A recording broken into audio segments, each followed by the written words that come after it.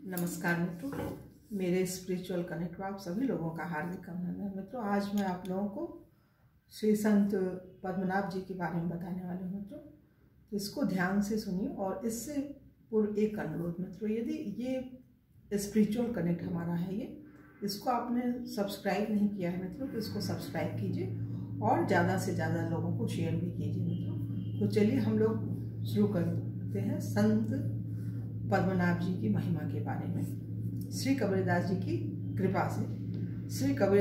कृपा से श्री पद्मनाभ जी ने परम तत्व श्री नाम महाराज के महात्म्य को भले प्रकार से जाना। श्री भगवान नाम ही आपका परम धन था। श्री नाम को ही आप महामंत्र मानते थे। श्री नाम की ही आप सेवा पूजा करते थे और नाम जप को ही भगवान की सेवा पूजा समझते थे। तथा कहा भी गया है, राम से अधिक राम का नाम ज़्यादा महत्वपूर्ण है। राम न सके राम गुण गाए, राम न सके नाम गुण गाए। अपने मतलब नाम की महिमा भगवान भी नहीं गा सकते हैं, समझ सकते हैं, ये चीज़ है। श्री नाम की ही आप सेवा पूजा करते थे और नाम जप को ही भगवान की सेवा पूजा समझते थे। था नाम जप ही समस्त जप तप तीर्थादि साधन समझते थे। श्री नाम के अतिरिक्त अन्य साधन साधे कुछ भी नहीं जानते थे। वे नामानुरागियों में से प्रीति करते थे तथा नाम से विमुख जनों एवं विरोधियों से वैर करते थे। इनका विश्वास था कि भगवान नाम का नाम चाहे प्रेम पूर्वक लिया जाए चाहे वैर पूर्वक, दोनों प्रकार से ही नाम लेने पर श्री नाम महाराज उसका कल्याण ही करते हैं। ये श्री नाम को ही नामी अर्थात परब्रह्म परमात्मा कहते थे। इनका दृढ़ विश्वास था कि श्री भगवान नाम ही जीव को भव बंधन से छुड़ाने वाला है। श्री नाम महाराज के इस परम तत्व के साक्षी श्री अजामिल जी हैं। श्री राम नाम तो श्री राम जी से ही भी बड़ा है। यह बात श्री हनुमान जी ने श्री राम के सम्मुख ही कही है। देखिए श्री पद्मनाभ जी का संक्षिप्त परिचय इस प्रकार है, सुनिए इसको ध्यान से। श्री पद्मनाभ जी श्री कबीरदास जी के शिष्य थे। गृहस्थ आश्रम में आपको शास्त्रार्थ करने तथा दूसरे पंडितों को पराजित करने का व्यसन था। ये शास्त्रार्थ करके पंडितों को पराजित करने में अपने आप को बड़ा अच्छा समझते थे। बड़े बड़े विद्वान पंडित भी आपसे शास्त्रार्थ करने में घबराते थे। आप जब कहीं शास्त्रार्थ करने जाते तो आपके साथ बैलगाड़ियों में भर कर आपकी पोथियां चलती और साथ में अनेक विद्वान पंडित चलते थे। ये जहां भी पहुंच जाते विदेशी इनके चरण चूमती। अधिकांश पंडित इनकी कृति सुनकर ही बिना शास्त्रार्थ किए विजय पत्र लिख देते थे तथा जो शास्त्रार्थ करते भी थे उन्हें अविलंब ही हार कर विजय पत्र लिखना पड़ता। इस प्रकार देश के कोने कोने पंडितों द्वारा विजय पत्र लिखवाते हुए श्री पद्मनाभ जी काशी आए। यहाँ भी इन्होंने पंडितों को शास्त्रार्थ के लिए ललकारा कि या तो यहाँ के विद्वान मुझसे शास्त्रार्थ करें या विजय पत्र लिख कर दें। काशी के पंडित इनकी ख्याति सुन चुके थे। वे जानते थे कि इस समय इनका नक्षत्र बलवान है, अतः केवल पांडित्य बल से इन्हें पराजित करना असंभव है।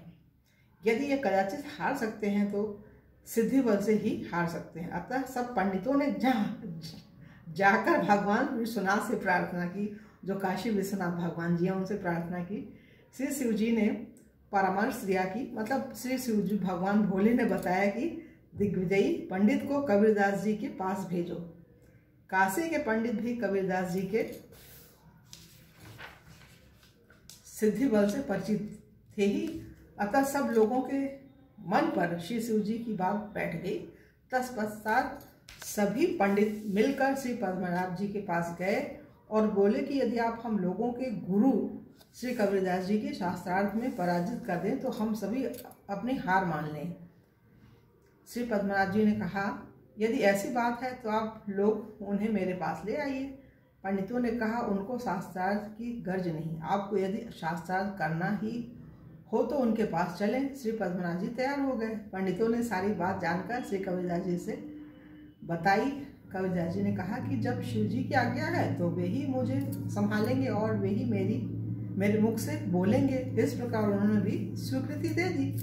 समय पर शास्त्रार्थ प्रारंभ हुआ। दिग्विजयी पंडित पद्मनाभ ने कबीरदास जी से ही प्रश्न करने का आग्रह किया। कबीरदास जी ने कहा, पंडित जी, मैंने तो मसी कागज छुयो नहीं, कलम नहीं, गही नहीं हाथ, फिर भला मैं क्या जानूं शास्त्र और क्या करूं शास्त्रार्थ, फिर भी आप कह रहे हैं तो जिज्ञासावश पूछ रहा हूं।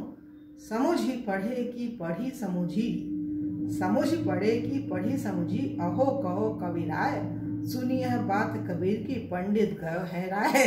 पंडित गयो है राय। श्री कबीरदास जी सिद्ध संत थे, उनकी वाणी प्रासादिक थी। उनके मन कान में पढ़ते ही दिग्विजयी पंडित के अंतःचक्षु खुल गए। उन्होंने बड़ी विनम्रता पूर्वक कहा, महाराज मैंने न तो समझकर पढ़ा न पढ़कर ही समझा, अब आपकी कृपा से समझा कि हमारा सब पढ़ना लिखना व्यर्थ रहा। पढ़ने का तो जो वास्तविक तात्पर्य है उसे तो मैं समझा ही नहीं, केवल वाद विवाद में उलझ कर स्वयं संतप्त हुआ और दूसरों को संतप्त किया।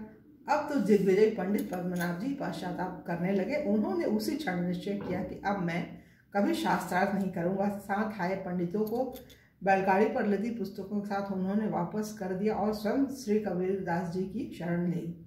पद्मनाभ